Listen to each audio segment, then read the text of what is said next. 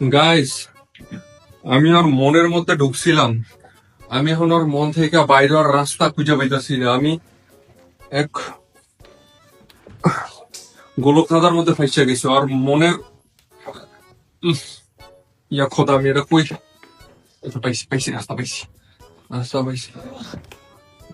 আল্লাহ, এটা আমি কই এলাম?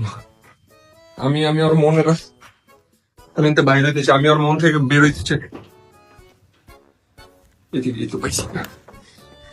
আল্লাহ, আর মন থেকে তো বাইরে হইতে পারতাছি না, মনের রাস্তা।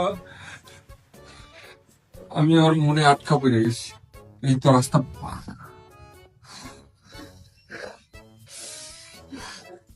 আমি কোন দিকে যাবো ভাই? এখানে রাস্তা বন্ধ, এনে রাস্তা।